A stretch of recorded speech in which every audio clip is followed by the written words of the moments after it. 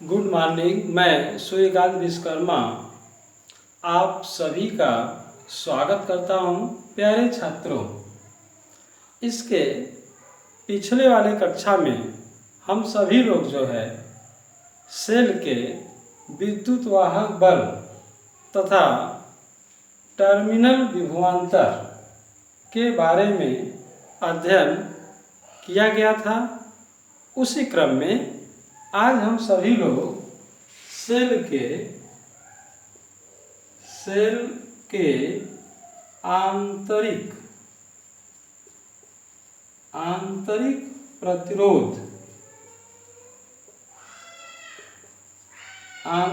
प्रतिरोध के बारे में अध्ययन करेंगे। प्यारे छात्रों, सेल में उपस्थित, इसका जो डिफिनीशन हम लोग कह सकते हैं, सेल में उपस्थित विद्युत अपघट्य द्वारा सेल में उपस्थित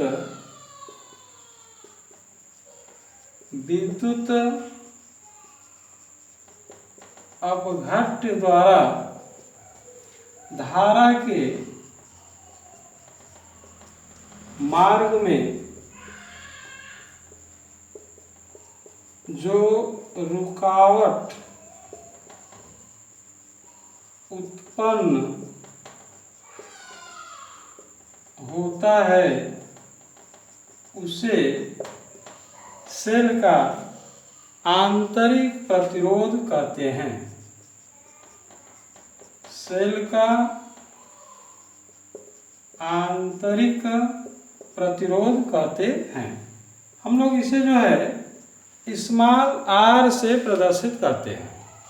प्यारे छात्रों, अगर आप लोग जो है कोई भी सर्किट डायग्राम बनाते हैं तो उसमें जो है एक बाह्य प्रतिरोध आर होता है और इसे ले आकर के एक सेल से जोड़ देते हैं और इस सेल का जो प्रतिरोध है वह स्मॉल आर है। इसे एक स्विच से लगा देते हैं। यहाँ पे जो सेल है, सेल में दो आयन्स हैं, कैटायन और ऋणायन, इलेक्ट्रोड और कैथोड, प्लस और माइनस। अब जो है हम लोग यह जानते हैं कि जो धन आवेश है प्लस से निकल करके, यह बड़ी सी लाइन है जो प्लस आवेश को बताती है, प्लस से निकल करके माइनस आवेश में जा करके मिल जाता है। और धन आवेश, प्लस क्यों धन आवेश है, धन आवेश के चलने की दिशा में धारा का प्रवाह होता है। यहाँ पे आप देख सकते हैं कि सेल धन आवेश से निकल करके माइनस आवेश पर जा करके मिल जाता है। जो सेल होता है, हम लोग उसके आंतरिक प्रतिरोध को पढ़ रहे हैं, तो सेल में जो वैद्युत अपघट्य होते हैं उसमें जो प्लस और माइनस दो प्लेट्स लगी होती हैं जिसे कैथोड और एनोड कहते हैं। हम लोग जो है डिफिनीशन पढ़ा गया कि विद्युत अपघट्य द्वारा इसमें जो अपघट्य हैं, जो कैटायन और एनायन दो पार्ट में जो बढ़ जाते हैं, धन आवेश से निकल करके, धन आवेश पॉजिटिव प्लेट से निकल करके माइनस आवेश पे आकर के मिल जाता है और घोल के अंदर जो धारा है वह माइनस से प्लस की तरफ फ्लो करता है, जस्ट अपोजिट। तभी पूरा परिपथ बन जाता है। घोल के अंदर इसके कारण जो माइनस से प्लस की तरफ जो गया वैद्युत अपघट्य जो है सेल का, वह धारा के मार्ग में रुकावट उत्पन्न करता है। उसी को हम लोग जो है सेल का आंतरिक प्रतिरोध कहते हैं। प्यारे छात्रों, यह जो सेल का आंतरिक प्रतिरोध है वह निम्न बात पर निर्भर करता है। सेल के आंतरिक प्रतिरोध की निर्भरता किस किस बात पर निर्भर करता है? तो हम लोग जानेंगे कि जो सेल का आंतरिक प्रतिरोध है, जो धारा के मार्ग में विद्युत अपघट्य द्वारा जो धारा के मार्ग में रुकावट उत्पन्न कर रहा है, वह किस बात पर निर्भर करता है। तो हम लोग यहाँ पे देख सकते हैं कि सेल के अंदर दो प्लेट होती हैं। तो प्लेट के जो बीच की दूरी है, प्लेट के बीच की दूरी के अनुक्रमानुपाती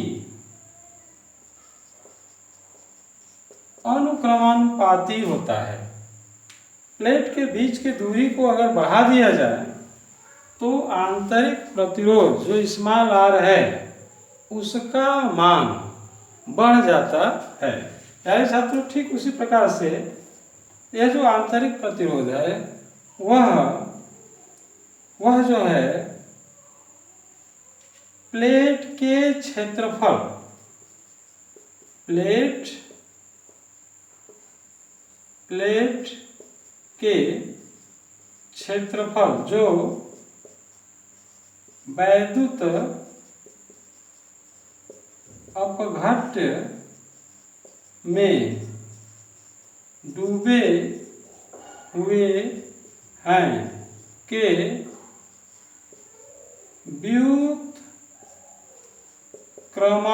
व्युत्क्रमानुपाती होता है। अब आप लोग देख सकते हैं यह प्लेट के क्षेत्रफल है। जितना चौड़ा रहेगा क्षेत्रफल उतना ज़्यादा रहेगा और उसका प्रतिरोध अगर चौड़ा रहेगा क्षेत्रफल तो उसका प्रतिरोध R कम होगा। R proportional to inversely proportional to R inversely proportional to 1/A। ये जो है क्षेत्रफल है, किसका क्षेत्रफल है? प्लेट का। और R क्या है? आंतरिक प्रतिरोध। यहाँ पे प्लेट के बीच के दूरी के अनुक्रमानुपाती होता है R प्रोपोर्शनल टू D। अगर बीच की दूरी D है तो R प्रोपोर्शनल टू D, यानी दूरी बढ़ेगा तो प्रतिरोध बढ़ जाएगा। प्रतिरोध मतलब रुकावट, तो धारा का मान कम हो जाएगा। क्षेत्रफल बढ़ेगा प्लेट का तो धारा का मान कम हो जाएगा। और तीसरा जो निर्भरता इसका है वह वैद्युत अपघट्य के सांद्रता पर निर्भर करता है। यह जो सेल में वैद्युत अपघट्य है उसके सांद्रता पर, वैद्युत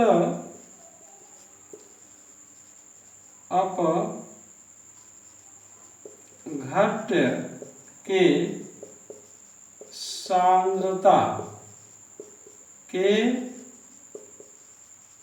अनुक्रमानुपाती होता है। R proportional to C। C यहाँ पे सांद्रता है। जो सांद्रता का मान बढ़ जाएगा, जैसे अमोनियम क्लोराइड है चाहे कुछ भी है, जो जिसका सेल हम लोग बनाए हैं, सांद्रता बढ़ा देंगे तो आंतरिक प्रतिरोध बढ़ जाएगा। प्यारे छात्रों, हम लोग सेल का आंतरिक प्रतिरोध के बारे में जान गए। इसी क्रम में हम लोगों को नेक्स्ट जो चीज जानना है, हम लोगों को अध्ययन करना है, वह किरचॉफ का नियम। किरचॉफ का नियम। किरचॉफ जैसा कि आप लोग जानते हैं साइंटिस्ट का नाम है और इन्होंने अपना दो नियम, वैद्युत धारा का दो नियम इन्होंने प्रस्तुत किया। सबसे पहले हम लोग प्रथम नियम प्रथम नियम को जानेंगे। इस प्रथम नियम को हम लोग जो है संधि का नियम, संधि का नियम कहते हैं। प्रथम नियम को ही संधि का नियम कहते हैं, या इसी को जो है धारा का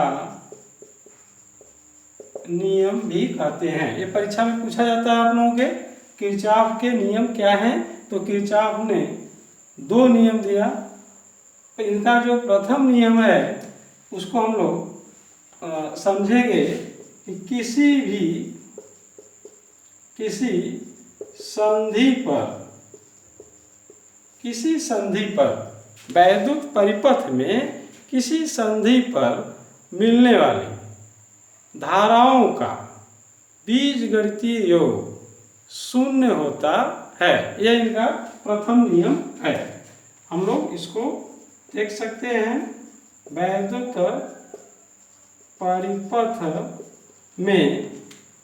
परिपथ में किसी संधि पर मिलने वाली धाराओं का बीजगणितीय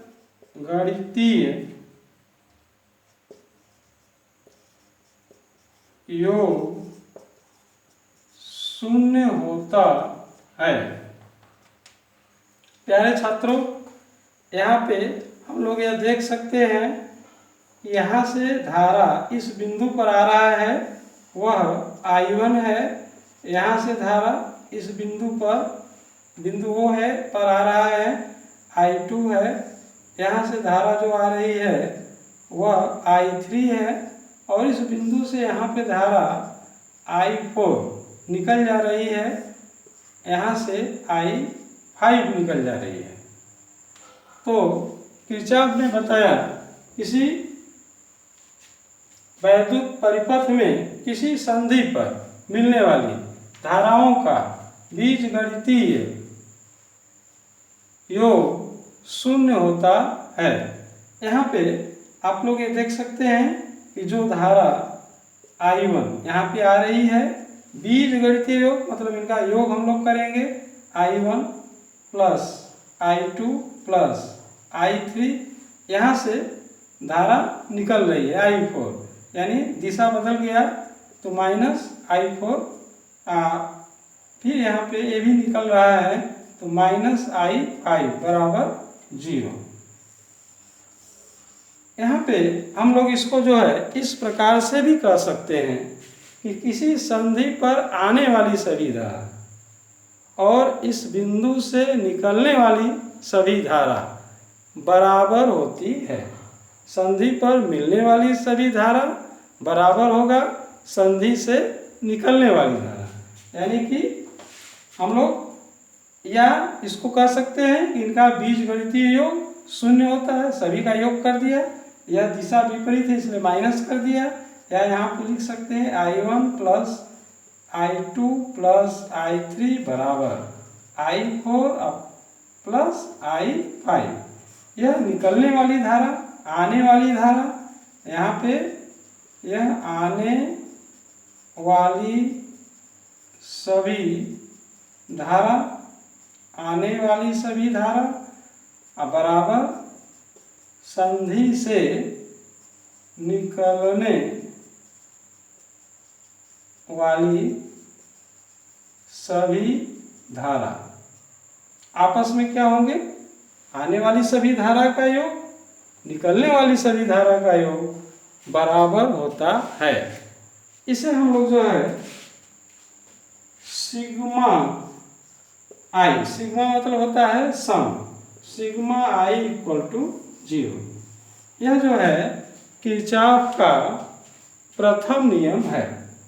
इसमें सबसे इम्पोर्टेंट चीज़ ये पूछा जाता है परीक्षा में कि किरचॉफ का प्रथम नियम किस चीज़ को बताता है। तो हम लोग यह बता देंगे कि जो किरचॉफ का प्रथम नियम है वह जो है आवेश